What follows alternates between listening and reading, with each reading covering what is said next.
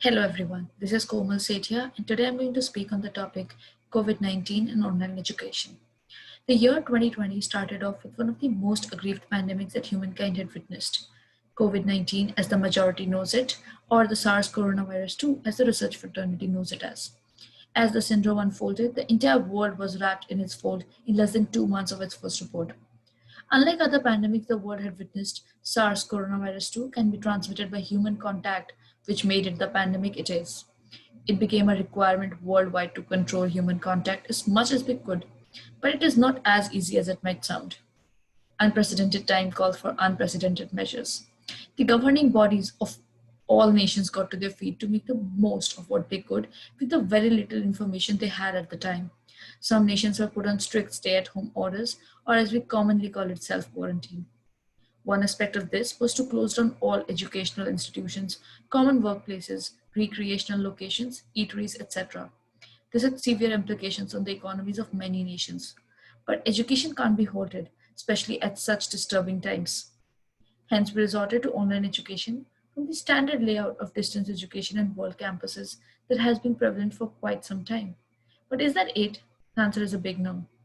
Online education implicates the mode of learning using home computers via internet. It might include live video lectures, recorded video lectures, study materials sent via emails, and anything that we might think of that does not require one to leave their place of residence. With schools and colleges shutting down to prevent the spread of COVID 19, it was a huge question on how to continue imparting education because we never knew when the situation would be back to normal. In India, the situation was expected to resume to normalcy sooner than other nations. But when that seemed impossible, immediate efforts were made to resume classes. These efforts were made mostly for college level education, but school education lagged behind as students were promoted without examinations.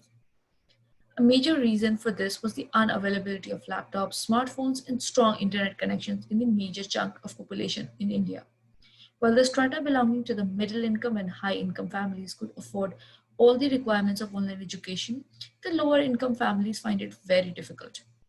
Also, network connectivity is not very strong in rural locations, which cover most of the demographic of India, adding to the problems of resuming classes in an online regular fashion. Lack of education is a strong setback for all students, but the group of students who've been preparing for competitive examinations were struck the hardest. Lakhs of students apply for engineering colleges, medical colleges, and various other entrance and qualifying examinations after years of hard work. But the situation was so fledgling that there was no definite structure that could be designed for them. Being in contact with many juniors from my alma mater, I also learned that examinations were not taken seriously even by the best colleges in India because they could not decide the best way to judge the students in the absence of regular examination. This would impact the quality of technical experts that we get over the years.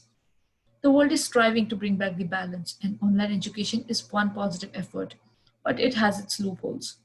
Even though online education strives to impart knowledge, it misses on the school and college experience that helps us shape our personalities. But most of all, we miss the lab experience, which is a very important part of technical education. Being an engineer and now a life scientist, my education is mostly lab based, and even though we get the theoretical exposure, I missed out the part that mostly shaped my curriculum. This will have severe implications in the future. COVID has brought to forefront medical professionals and researchers who are working very hard to overcome the situation with the best of their capabilities.